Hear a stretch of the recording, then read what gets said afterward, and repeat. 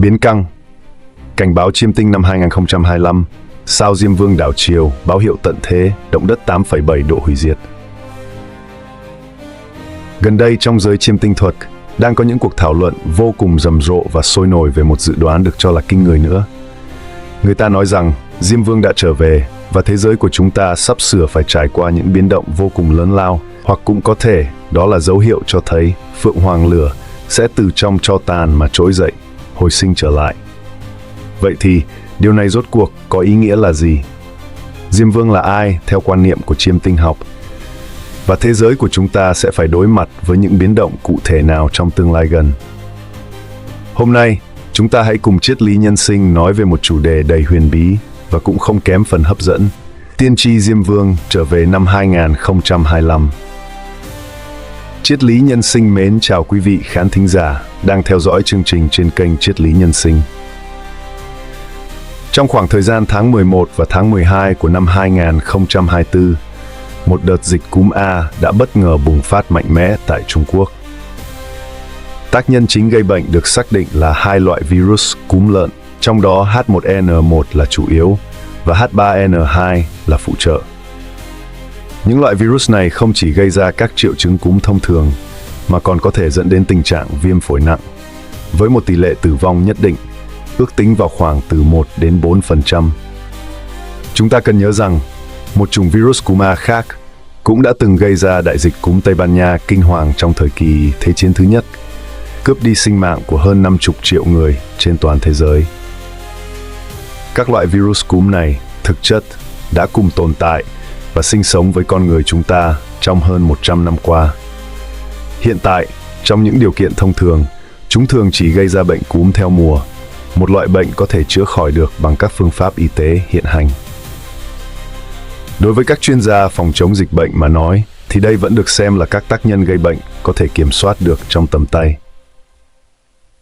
Tuy nhiên vào cuối năm 2024, sau khi dịch cúm A đã bùng phát mạnh mẽ tại Trung Quốc, thì đến tháng 1 năm 2025, nó lại tiếp tục lan truyền sang Nhật Bản. Và lần này, dường như chủng virus này đã mang đến nhiều trường hợp bệnh nhân bị biến chứng nặng và rơi vào tình trạng nguy kịch hơn.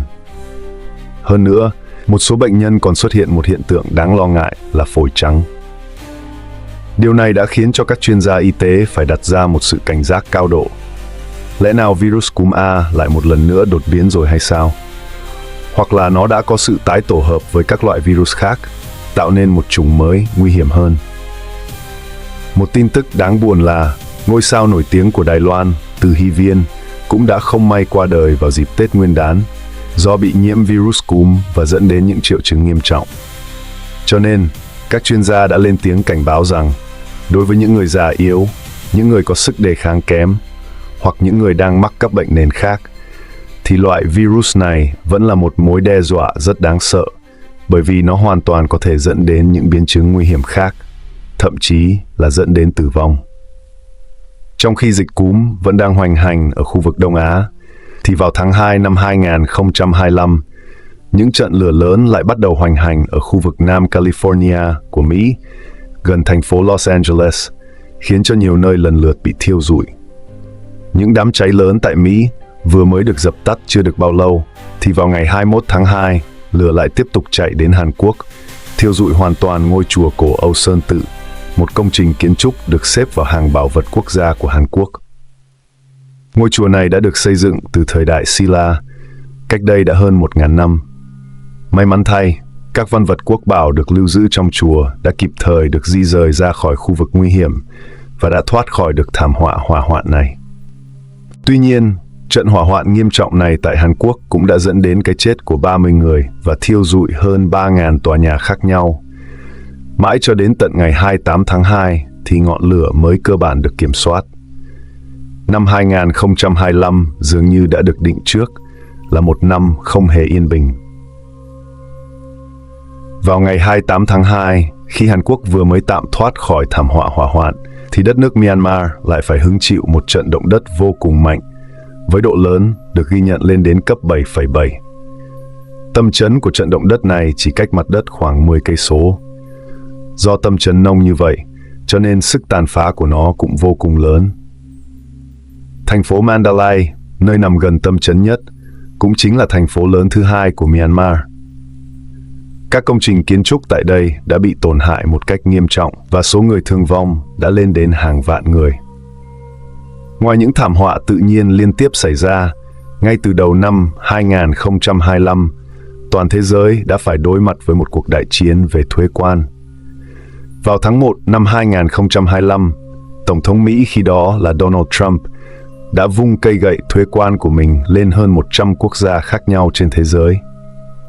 Đương nhiên, các nước bị ảnh hưởng cũng đã sử dụng những cách thức ứng phó khác nhau để đáp trả.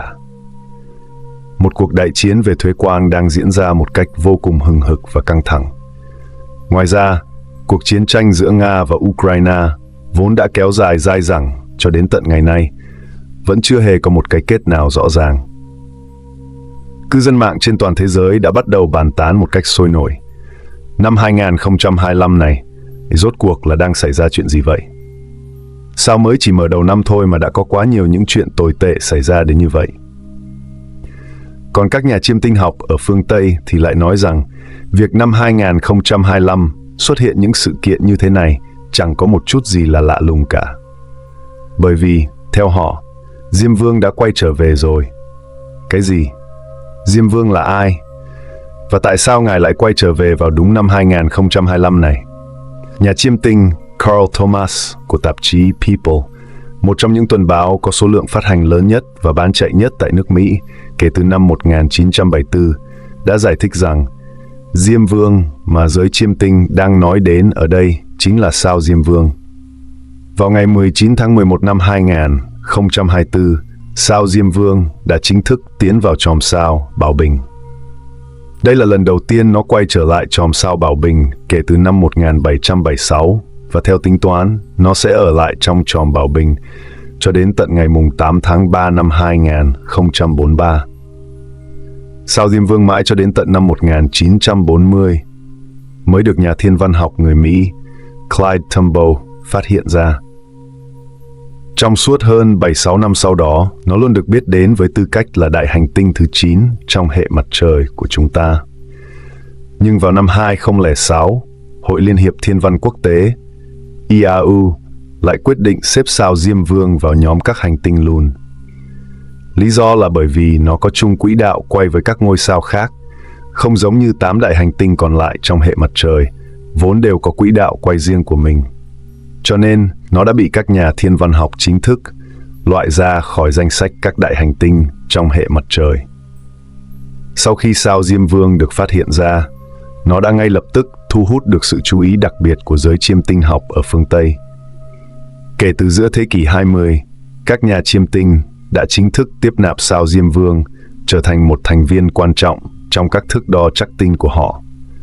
Bởi vì họ đã phát hiện ra rằng sao Diêm Vương với một chu kỳ quỹ đạo kéo dài đến 248 năm là một yếu tố cực kỳ thích hợp cho các dự đoán mang tính chu kỳ dài. Sao Diêm Vương sẽ ở lại trong vị trí của một chòm sao hoàng đạo cụ thể trong khoảng từ 20 đến 30 năm.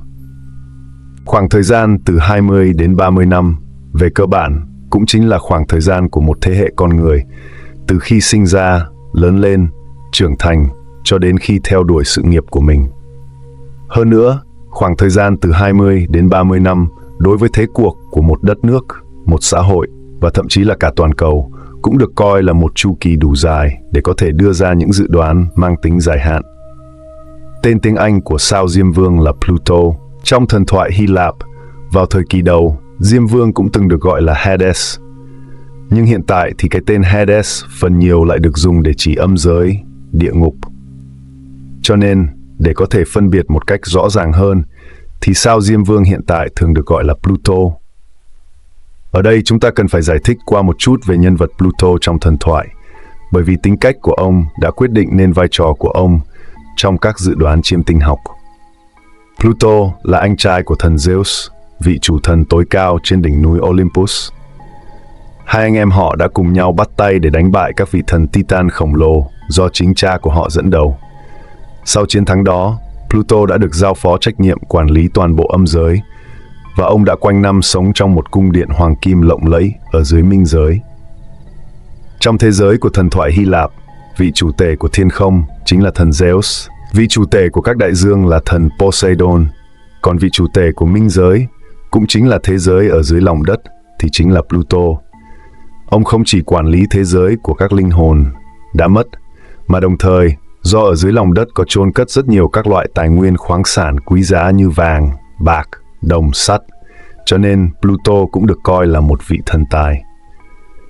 Căn cứ vào những đặc điểm này của Diêm Vương Pluto trong thần thoại, trong các dự đoán chiêm tinh hiện đại, sao Diêm Vương thường được coi là một hành tinh có khả năng thúc đẩy những cuộc cải cách lớn, mang trong mình một sức mạnh to lớn và tượng trưng cho sự tái sinh, sự đổi mới. Sức ảnh hưởng của nó thường rất tinh tế nhưng lại vô cùng thâm sâu. Hơn nữa, nó thường có liên quan đến những sự thay đổi mang tính tâm lý xã hội một cách sâu sắc và có mối liên hệ mật thiết với những cuộc cải cách xã hội mang tính bước ngoặt. Sao Diêm Vương cai quản chu kỳ của sự chết đi và sự tái sinh trở lại. Nó có tác dụng thúc đẩy mọi người phải thoát ra khỏi những khuôn mẫu cũ kỹ, lạc hậu và dũng cảm đón nhận những sự thay đổi mới. Mà loại thay đổi này không phải là một thứ gì đó mà bạn có thể dễ dàng thực hiện được khi đang ngồi trên ghế sofa, uống cà phê và xem các video trên YouTube, mà đó là những sự thay đổi chỉ có thể thực hiện được bằng cách phải vượt qua những thử thách vô cùng lớn lao, những khó khăn tưởng chừng như không thể nào vượt qua nổi. Do phải ứng phó với những thử thách và những căng thẳng như vậy, cho nên sao Diêm Vương trong chiêm tinh học thông thường sẽ có liên quan đến những cuộc tranh chấp về quyền lực. Hơn nữa, nó còn có khả năng kích thích những cảm xúc sâu kín nhất của con người, khiến cho các cuộc xung đột có thể trở nên ngày càng mãnh liệt hơn và cực đoan hơn.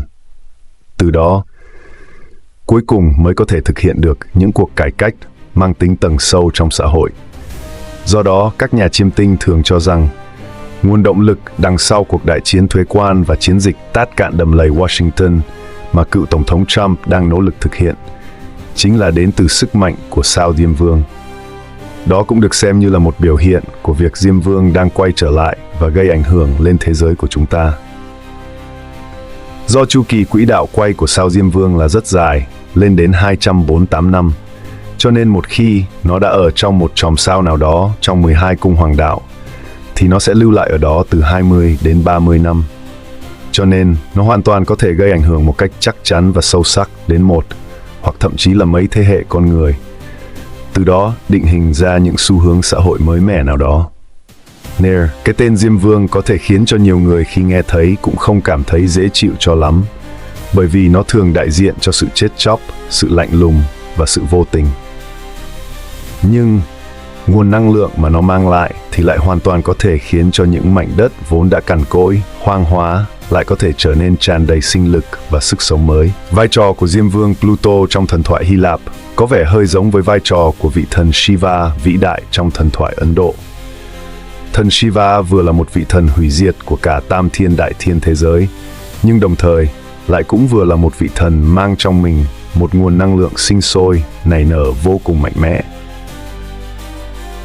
Khi hai loại năng lượng có vẻ như hoàn toàn cực đoan này, sự sống và cái chết, lại hợp thành một, thì trên thế giới này, cả những biến động lớn lao và cả những niềm hy vọng mới cũng sẽ cùng nhau tồn tại song hành. Đương nhiên, ngoài những đặc trưng là bản thân, nó có mang trong mình một nguồn năng lượng riêng biệt, thì khi sao Diêm Vương di chuyển và ở trong các chòm sao khác nhau, nó lại có thể diễn hóa ra những dạng năng lượng khác nhau, mang những ý nghĩa khác nhau. Vào năm 2025, chòm sao nền mà sao Diêm Vương đang ngự trị chính là chòm Thủy Bình, Bảo Bình. Thủy Bình là một cung thuộc nguyên tố khí, cho nên những cuộc cải cách mà nó thúc đẩy cũng sẽ mang một tính chất toàn diện, bao gồm cả những cuộc cải cách quan trọng trong lĩnh vực công nghệ.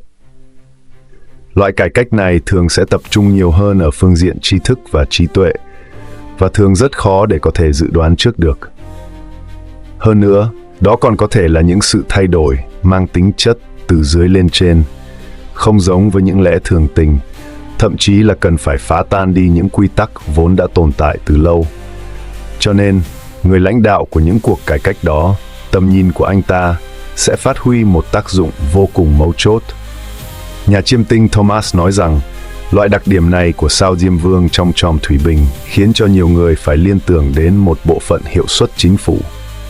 Do tỷ phú Elon Musk lãnh đạo, một ý tưởng mà cựu Tổng thống Donald Trump đang rất tích cực thúc đẩy.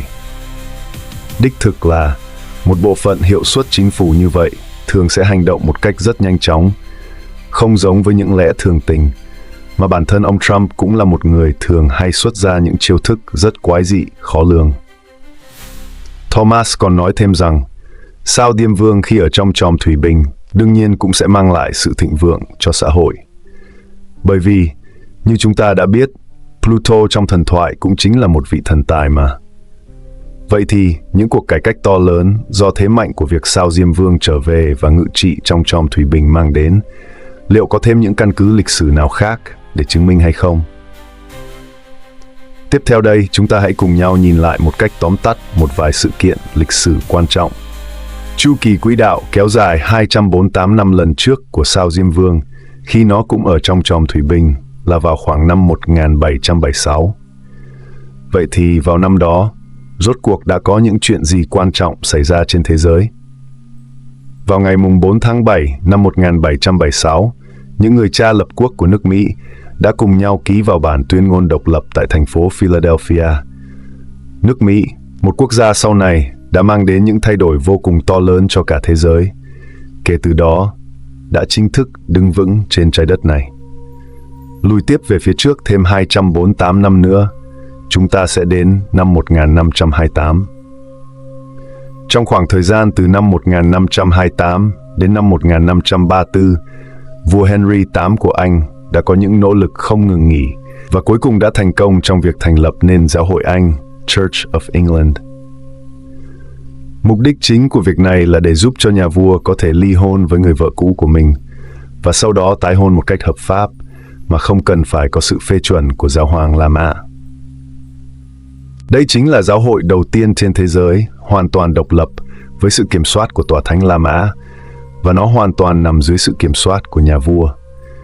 Đây được xem là một sự kiện mang tính cột mốc vô cùng quan trọng trong thế giới Cơ đốc giáo. Tiếp tục lùi về phía trước thêm 248 năm nữa, chúng ta sẽ đến năm 1280 và vào năm 1279 tại Hán Quốc Mông Cổ, Hốt Tất Liệt đã hoàn thành công cuộc chinh phục Vương triều Nam Tống và chính thức trở thành hoàng đế của toàn bộ Trung Hoa. Ông cũng đã cho mở lại con đường thương mại quan trọng kéo dài từ dọc bờ biển Đông Nam của Trung Quốc, xuyên qua Tây Á rồi đến tận châu Âu. Thương nhân nổi tiếng Marco Polo, một người đến từ Venice, Ý, đã dừng chân và ở lại Trung Quốc chính vào thời điểm đó, và sau này đã để lại cho hậu thế cuốn nhật ký du lịch truyền kỳ mang tên Marco Polo Du Ký. Cả 3 lần mà sao Diêm Vương trấn giữ trong chòm sao thủy bình này đích thực là đã làm thay đổi một cách sâu sắc bố cục của cả thế giới. Hơn nữa, đó đều không phải là những thay đổi nhỏ nhặt, chỉ mang tính bề mặt, mà đều là những cuộc cải cách mang tính tầng sâu, vô cùng mạnh mẽ. Cho nên, kết quả của thuật chiêm tinh phương Tây vốn đã được đúc kết từ giữa thế kỷ 20 qua những thống kê và quan sát. Sau khi sao Diêm Vương xuất hiện trở lại trong chòm thủy bình vào năm 2025, vẫn là khá dễ dàng để có thể đưa ra những dự đoán mang tính tổng quan. Thế nhưng, có một điều đáng tiếc là việc sao Diêm Vương khi ở trong một cung khí như thủy bình có thể sẽ đem đến những loại thảm họa tự nhiên cụ thể nào, thì cho đến trước mắt, giới chiêm tinh vẫn chưa có được những ví dụ thực chiến nào trong quá khứ để có thể đưa ra những suy đoán chính xác về phương diện này. Cho nên, nhà chiêm tinh Thomas cũng chỉ có một cách duy nhất là phải mời đến một vị cao nhân khác để có thể đưa ra những nhận định sâu sắc hơn. Tuy nhiên, Thomas cũng đã chỉ ra một điều rằng việc sao Diêm Vương ở trong chòm thủy bình rất có thể sẽ báo hiệu về những thảm họa do chính con người gây ra, chứ không chỉ là những thảm họa tự nhiên đơn thuần. Avijay Anand, một thần đồng nổi tiếng người Ấn Độ, cũng là một truyền nhân của thuật chiêm tinh Vệ Đà cổ xưa, một người đã từng mất tích khỏi truyền thông một thời gian dài. Lần này dường như đã nắm bắt được một cơ hội hiếm có để có thể đưa ra những suy đoán về các thiên tai và đã vượt lên trên cả những nhận định của thuật chiêm tinh phương Tây. Trong một video được đăng tải vào ngày 1 tháng 3 năm 2025 Anand đã dự đoán một cách khá chính xác về sự xuất hiện của một trận đại động đất. Anand nói rằng trong vòng mấy tháng tới, thậm chí là ngay trong chính tháng 3 này, là rất có khả năng sẽ xảy ra một trận động đất lớn. Cậu cũng nói thêm rằng, trong khoảng thời gian từ tuần thứ 2 cho đến tuần thứ 3 của tháng 3 năm 2025, cũng tức là trong khoảng từ ngày mùng 9 cho đến ngày 22 tháng 3, là thời điểm dễ xảy ra một trận đại động đất nhất. Nếu như nó không xảy ra trong khoảng thời gian này, thì có thể nó sẽ xảy ra vào khoảng từ tháng 8 cho đến tháng 10 cùng năm. Những địa điểm có khả năng cao xảy ra động đất bao gồm vành đai động đất Himalaya, khu vực bán đảo Đông Dương, giải động đất ở bờ Tây của Hoa Kỳ, hoặc là giải động đất Peru ở khu vực Nam Mỹ. Anand cũng đã thành thực chia sẻ rằng những dự đoán mà mình đưa ra là hoàn toàn dựa trên cơ sở các số liệu về những trận động đất đã từng xảy ra trong quá khứ, cộng thêm với những kiến thức của thuật chiêm tinh Vệ Đà cổ xưa. Quả nhiên, vào ngày 28 tháng 2, đất nước Myanmar đã xảy ra một trận động đất rất lớn, chỉ 6 ngày sau khoảng thời gian mà Anand đã đưa ra trong dự đoán của mình.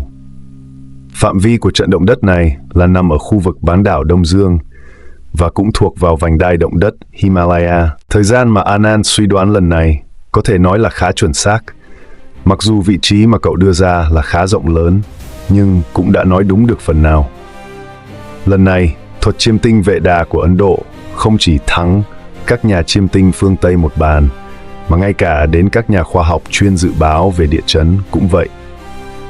Không có bất kỳ một tổ chức khoa học nào trên thế giới đã từng lên tiếng nói rằng mình đã dự đoán được về trận động đất này. Sau khi trận động đất lớn tại Myanmar xảy ra, do tình hình hỗn chiến quân sự vẫn đang diễn ra phức tạp tại quốc gia này, cùng với sự thiếu thốn các loại vật tư y tế và cứu trợ, đã gây ra những khó khăn vô cùng to lớn cho công tác cứu hộ. Cuối cùng, chính là vì những thảm họa do con người gây ra đó, đã khiến cho những mất mát về người ở những vùng bị thảm họa là khá lớn. Và nhiều người tin tưởng rằng, việc sao Diêm Vương đang ở trong chòm thủy bình như đã được nhắc đến ở phía trước, cũng đã phần nào dự báo trước được về cái tình trạng hỗn loạn và bi thương này. Ngoài ra, những thảm họa kinh hoàng cũng đã được nhìn thấy trong các lời tiên tri của nhiều nhà tiên tri khác. Ví dụ, một ngôi sao tiên tri nổi tiếng người Mỹ, mục sư Brandon Biggs, đã tiếp tục đăng tải một video vào ngày 31 tháng 1. Trong đó, ông dự đoán rằng Nhật Bản có thể sẽ phải đối mặt với một trận đại động đất có cường độ lên đến cấp 8,7. Brandon Biggs, trong một cơn huyễn tượng của mình, đã nhìn thấy đảo Honshu của Nhật Bản xuất hiện những vết nứt khổng lồ trong một trận đại động đất kinh hoàng. Sau khi mặt đất bị nứt ra, nó đã để lộ ra những dòng nham thạch đang sôi trào ở dưới lòng đất. Có những cột khói đen kịt, giống như những cơn lốc xoáy đang bốc lên từ những nơi sâu nhất ở dưới các vết nứt đó, trông giống như những đám mây đen hoặc những cột khói khổng lồ. Anh ta còn nói rằng mình cũng đã nhìn thấy cả những cảnh tượng sóng thần kinh hoàng nữa, nhưng Brandon Biggs cũng không thể nào rõ biết được là trận động đất này sẽ đến vào lúc nào. Cảm giác của Brandon Biggs là nó rất có thể sẽ đến ngay trong năm 2025 này. Sớm hơn một chút, trong một video được đăng tải vào ngày 28 tháng 6 năm 2024, Brandon Biggs cũng đã nói rằng trong một hiện tượng linh kiến khác, ông đã nhìn thấy sự nứt vỡ của các địa tầng tại khu vực Cascadia ở miền Tây của nước Mỹ, và một trận động đất cực lớn cũng đã xảy ra tại đó. Brandon Biggs cho rằng lần này, trận động đất đó sẽ có một cường độ còn mãnh liệt hơn bất kỳ một trận động đất nào đã từng xảy ra trong lịch sử, và ông ước tính rằng độ lớn của nó phải lên đến cấp 10. Bởi vì Brandon Biggs đã phát hiện ra rằng ở gần khu vực Portland, thuộc bờ biển phía Tây của Hoa Kỳ, đã xuất hiện những vết nứt lớn trên mặt đất, và những cơn sóng thần khổng lồ đã cuốn nước biển vào trong những rãnh nứt này. Những rãnh nứt này thậm chí còn kéo dài về phía Bắc, xuyên qua cả quận British Columbia của Canada, và kéo dài cho đến tận khu vực Anchorage của Alaska. Brandon Biggs nói tiếp rằng, anh ta còn nhìn thấy cả những cánh rừng cây bị những trận lửa lớn thiêu rụi, và siêu núi lửa ở công viên đá vàng Yellowstone dường như cũng đã có một sự bùng phát rất lớn. Những cơn sóng thần lớn được sinh ra từ trận động đất đó đã nhấn chìm cả quần đảo Hawaii, và còn tiến một mạch sang phía Tây, nhấn chìm cả thành phố Tokyo của Nhật Bản. Những huyễn tượng mà Brandon Biggs đã nhìn thấy không hề rõ ràng về mặt thời gian, nhưng chúng ta có thể biết được rằng thực ra anh ta đã nhìn thấy ít nhất là 2 trận động đất khác nhau. Một là một trận động đất có cường độ khoảng cấp 8,7 xảy ra ở Nhật Bản, và một trận động đất khác xảy ra ở bờ biển phía Tây của nước Mỹ với một độ lớn có thể lên đến cấp 10. Loại thiên tai ở mức độ kinh hoàng như thế này, một khi nó đã xảy ra ở những khu vực có một mật độ dân cư đông đúc, vậy thì không còn một chút nghi ngờ nào nữa. Đó thực sự đúng là một cảnh tượng Diêm Vương tái hiện ở trên thế gian này vậy. Tiếp theo đây, chúng ta hãy cùng nhau nói một chút về những dự đoán liên quan đến các trận động đất tại Nhật Bản.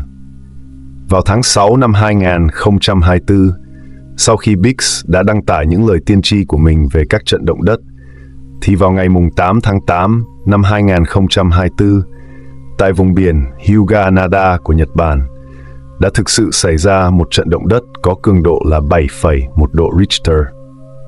Tâm chấn của trận động đất này được xác định là nằm ở vùng biển phía đông của tỉnh Miyazaki, thuộc đảo Kyushu. Tuy nhiên, trận động đất này đã không gây ra những tổn thất quá lớn và cũng không sinh ra những cơn sóng thần nguy hiểm. Sau trận động đất đó, cơ quan khí tượng Nhật Bản đã ngay lập tức gửi đi một cảnh báo, được gọi là thông tin động đất Rãnh Nankai tạm thời. Cấp độ của cảnh báo này là cảnh báo động đất cực lớn. Tuy nhiên, năm 2024, sau đó cũng đã trôi qua một cách khá bình an, và khu vực Rãnh Nankai của Nhật Bản vốn đã không có một trận động đất nào lớn xảy ra cả. Cái Rãnh Nankai được nói đến ở đây chính là một khu vực biển rộng lớn nằm ở phía nam của Nhật Bản. Vị trí của nó là nằm ở phía tây nam của Nhật Bản, trong khu vực Thái Bình Dương, ngay tại chỗ giao nhau giữa mảng kiến tạo Philippines và mảng kiến tạo Á-Âu, với chiều dài ước tính vào khoảng 700 cây số. Khoa học hiện đại cho rằng chu kỳ xảy ra các trận động đất lớn tại khu vực Rãnh Nankai này là vào khoảng từ 90 đến 200 năm. Ngoài ra, mỗi một lần động đất xảy ra tại đây đều có cường độ rất lớn, thường là từ cấp 8 cho đến cấp 9. Loại động đất ở mức độ như thế này sẽ phóng thích ra một nguồn năng lượng cực kỳ mạnh mẽ, không chỉ gây ra những thiệt hại nghiêm trọng ở trên đất liền, mà những cơn sóng thần mà nó gây ra còn có thể mang đến cho con người những thiệt hại thậm chí còn lớn hơn rất nhiều lần nữa. Thời gian kết thúc của trận động đất lớn tại khu vực Rãnh Biển Nam lần trước là vào năm 1946. Đó là trận động đất Nankai. Tính đến nay, cũng đã cách đây khoảng 7-9 năm rồi. Do đó, các chuyên gia nghiên cứu về địa chấn của Nhật Bản đích thực là đang cảm thấy vô cùng lo lắng, bởi vì khu vực Rãnh Biển Nam này rất nhanh thôi lại sắp sửa bước vào một giai đoạn hoạt động động đất mạnh mẽ trở lại. Hiện nay, các chuyên gia địa chấn dựa trên các thí nghiệm mô phỏng phức tạp đang suy đoán rằng độ lớn của các trận động đất tại Rãnh Biển Nam trong tương lai sẽ nằm trong khoảng từ 8 cho đến 9,1 độ Richter, và cũng hoàn toàn có khả năng sẽ xảy ra một trận động đất siêu mạnh với cường độ có thể lên đến cấp 9,1. Trận động đất cấp 8,7 mà nhà tiên tri Brandon Biggs đã tiên tri thì cũng đã rơi vào trong khoảng phạm vi này rồi. Xác suất xảy ra một trận động đất lớn tại khu vực Rãnh Biển Nam trong khoảng thời gian 20 năm tới được ước tính là khoảng 60%. Trong vòng 30 năm tới, xác suất này là khoảng 80%. Và trong vòng 40 năm tới, nó có thể lên đến 90%.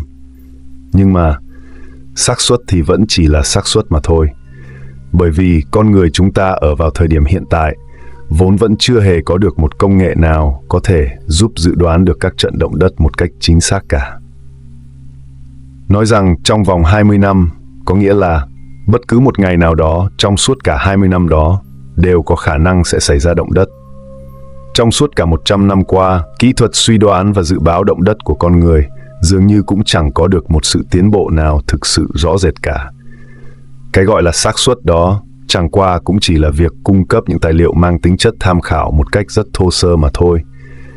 Về phương diện này, thì nó cũng chưa chắc đã đáng tin cậy hơn được so với thuật chiêm tinh cổ xưa.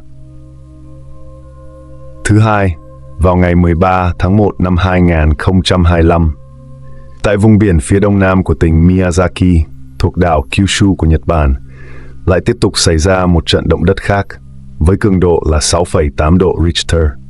Các camera giám sát tại tỉnh Miyazaki đã quay được những cảnh tượng các tòa nhà và các phòng ốc đều bị lắc động một cách khá mạnh. Cơ quan khí tượng Nhật Bản cũng đã ngay lập tức phát đi những cảnh báo về sóng thần đến đảo Kyushu và một số vùng bờ biển ở phía đông nam của đảo Shikoku. Cảnh báo sóng thần này cho biết rằng nó có thể sẽ mang lại những con sóng cao đến khoảng 1 mét. Thế nhưng, cuối cùng thì những cơn sóng thần đó đã không hề xuất hiện. Trận động đất xảy ra vào tháng 1 năm 2025 và trận động đất Hyuganada xảy ra vào tháng 8 năm 2024 mà chúng ta đã nói đến ở phía trước. Về cơ bản là đều xảy ra ở cùng một vị trí và đều nằm ở gần cực Tây của khu vực rãnh biển Nam. Cấu tạo của rãnh biển Nam, nếu xét từ phía Tây sang phía Đông, có thể được chia thành 5 đoạn chính, được ký hiệu là A, B, C, D và E.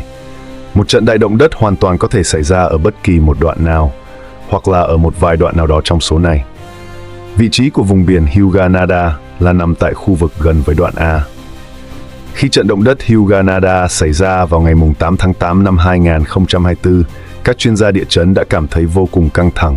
Họ cho rằng đây rất có thể chính là một khúc dạo đầu cho một trận đại động đất kinh hoàng hơn nữa tại khu vực rãnh biển Nam. Thế nhưng, vào đầu năm 2025, sau khi tại khu vực Hyuganada lại tiếp tục xảy ra một trận động đất nữa, thì những suy nghĩ của các chuyên gia dường như đã có sự thay đổi. Họ cho rằng tâm chấn của hai lần động đất này là rất gần nhau, chỉ cách nhau trong khoảng từ 5 đến 10 cây số mà thôi. Các chuyên gia thuộc phòng nghiên cứu và phòng chống thiên tai của Đại học Kyoto cho rằng điều này có nghĩa là cả hai lần động đất tại Hyuganada vào năm 2024 và năm 2025 đều là những hoạt động được tạo ra bởi cùng một cấu trúc địa chất. Chúng rất có thể chỉ là một phần của những trận động đất mang tính khu vực kê, chứ không phải là một khúc dạo đầu của một trận đại động đất tại rãnh biển Nam, như người ta vẫn lo sợ. Cho nên, các chuyên gia nghiên cứu về động đất của Nhật Bản ở vào thời điểm hiện nay đang cảm thấy khá là thả lỏng. Họ cho rằng những trận động đất tại Hyuganada không hề có một mối liên hệ quá lớn đối với nguy cơ xảy ra một trận động đất tại rãnh biển Nam. Vậy thì, trận động đất có cường độ lên đến cấp 8,7 mà nhà tiên tri Brandon Biggs đã nhìn thấy, nếu như nó không phải là xảy ra tại khu vực rãnh biển Nam của Nhật Bản, thì liệu nó lại có thể xảy ra ở một nơi nào khác đây? Theo như những tình hình mà Biggs đã nhìn thấy trong huyễn tượng của mình, thì trên đất liền của đảo Honshu thuộc Nhật Bản đã xuất hiện một vết nứt khổng lồ. Trong lịch sử thì đảo Honshu cũng đã đúng. Thật là từng phải trải qua những trận động đất có quy mô cực kỳ lớn rồi. Một lần gần đây nhất chính là trận đại địa chấn 3.11 đã xảy ra vào ngày 11 tháng 3 năm 2011. Khi đó, khu vực bờ biển ở phía đông bắc của đảo Honshu đã phải hứng chịu một trận đại động đất có cường độ lên đến cấp 9,1 và nó đã dẫn đến một cơn sóng thần mang tính chất hủy diệt vô cùng khủng khiếp. Đã có khoảng 18.000 người bị biến mất trong thảm họa đó. Trong thế kỷ 21 này, ngoài đại dịch Covid-19 ra, thì đó chính là một trong những thảm họa thiên nhiên đã gây ra những thiệt hại nặng nề nhất cho nhân loại. Vào ngày 1 tháng 1 năm 2024, một trận động đất khác, với cường độ là 7,5 độ Richter, lại tiếp tục xảy ra trên bán đảo Noto của Nhật Bản. Đã có khoảng 300 người không may bị thiệt mạng trong trận động đất này. Cho nên, có thể thấy rằng nguồn gốc của những trận động đất lớn tại Nhật Bản thực ra không chỉ nằm ở mỗi khu vực rãnh biển Nam mà thôi. Trận động đất mà Biggs đã tiên tri rất có thể sẽ đến từ những nguồn địa chấn khác nữa. Chu kỳ của các trận động đất có cường độ từ cấp 8 trở lên xảy ra trên đảo Honshu của Nhật Bản là vào khoảng 60 năm. Các đới hút chìm subduction zone của Nhật Bản như là rãnh Nhật Bản và rãnh biển Nam cũng đều có khả năng sẽ dẫn đến những cơn địa chấn có cường độ vào khoảng 8,7 độ Richter. Thế nhưng, trận đại động đất 3.11 tại Nhật Bản vừa mới chỉ qua đi được có 14 năm và dường như nó vẫn còn cách khá xa cái chu kỳ 60 năm kia. Cho nên, nếu xét từ góc độ khoa học thì vào năm 2025, xác suất để có thể xuất hiện một trận đại động đất có cường độ từ cấp 8 trở lên ở quanh khu vực đảo Honshu của Nhật Bản đúng là không được cao cho lắm. Thế nhưng, động đất thì thường là nói đến là đến. Ví dụ như ở phía trước chúng ta cũng đã từng nhắc đến trận động đất lớn tại Myanmar. Xảy ra vào tháng 3 năm nay, một sự kiện đã khiến cho tất cả mọi người đều cảm thấy vô cùng bất ngờ. Trên thực tế, mỗi một lần xảy ra những trận động đất mang tính chất hủy diệt tại Nhật Bản, thì chúng đều đến một cách rất đột ngột. Và khi mà động đất thực sự đến, thì thường là chẳng có mấy ai đã có sự chuẩn bị sẵn sàng để đối phó cả. Vậy thì, tiếp theo đây, chúng ta hãy cùng nhau nói một chút về trận đại động đất có thể sẽ xảy ra ở khu vực bờ biển phía Tây của nước Mỹ. Một điều mà nhà tiên tri Brandon Biggs cũng đã từng nhìn thấy trong những huyễn tượng của mình. Cảnh tượng mà Biggs đã tiên tri thì rất giống với những cảnh tượng đã từng được mô tả trong bộ phim nổi tiếng 2012. Bộ phim đó thì hoàn toàn chỉ là hư cấu mà thôi. Nhưng nó cũng đã từng nhắc đến hai đối tượng địa chất mà người Mỹ hiện đang rất quan tâm. Thứ nhất, đó chính là siêu núi lửa nằm ở trong công viên quốc gia Yellowstone. Và cái còn lại, đó chính là đới hút chìm Cascadia, một đới hút chìm có chiều dài lên đến 1.000 cây số, nằm dọc theo bờ biển ở phía tây của Hoa Kỳ. Đới hút chìm này được tạo thành là do mảng kiến tạo Juan de Fuca đang chìm dần xuống ở phía dưới của mảng kiến tạo Bắc Mỹ. Đới hút chìm này cũng chính là một điểm nóng về địa chấn rất lớn. Vào năm 1700, tại khu vực này cũng đã từng xảy ra một trận đại động đất với cường độ ước tính là từ 8,7 cho đến 9,2 độ Richter. Cơn sóng thần do trận động đất đó gây ra thậm chí đã vượt qua cả Thái Bình Dương và lan đến tận bờ biển của Nhật Bản. Hiện nay, các chuyên gia nghiên cứu về địa chấn cho rằng chu kỳ xảy ra các trận động đất lớn tại đới hút chìm Cascadia là vào khoảng từ 200 đến 500 năm. Hiện nay, chúng ta đã cách năm 1700 được khoảng 325 năm rồi, tức là đã vượt qua cái ngưỡng giới hạn tối thiểu là 200 năm của chu kỳ động đất này. Và chúng ta còn cách cái giới hạn tối đa là 500 năm, khoảng 175 năm nữa. Cho nên, các chuyên gia hiện tại tin rằng xác suất để trong vòng 50 năm tới có thể diễn ra một trận đại động đất với cường độ từ cấp 9 trở lên tại đây chỉ là vào khoảng 15% mà thôi. Còn xác suất để xảy ra một trận động đất có cường độ từ cấp 8 đến cấp 9 thì cũng chỉ có khoảng 30%. Do đó, cái cảnh tượng về một trận đại động đất và một cơn sóng thần kinh hoàng mà nhà tiên tri Brandon Biggs đã nhìn thấy, mặc dù nó cũng đã từng xảy ra vào năm 1700 năm rồi, nhưng nếu xét từ góc độ của khoa học hiện đại, thì xác suất để nó có thể tái hiện lại một lần nữa vào năm 2025 là rất thấp. Còn về sự phun trào của siêu núi lửa ở Yellowstone, thì ngọn núi lửa này cũng đã suốt 640.000 năm nay chưa từng có một lần phun trào nào rồi. Các chuyên gia cho rằng chu kỳ phun trào với quy mô lớn của ngọn núi lửa này là vào khoảng từ 600.000 cho đến 800.000 năm. Thế nhưng, những vụ phun trào với quy mô nhỏ hơn thì lại không cần phải đợi một khoảng thời gian lâu đến như vậy. Vào khoảng 70.000 năm trước đây, tại đây cũng đã từng xuất hiện những vụ phun trào với quy mô nhỏ rồi.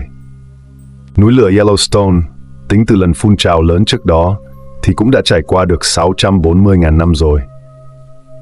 Hiện giờ, nó cũng đang tiến đến một giai đoạn mà hoàn toàn có thể sẽ có những sự bùng phát bất ngờ, và điều đó có thể xảy ra vào bất cứ một lúc nào.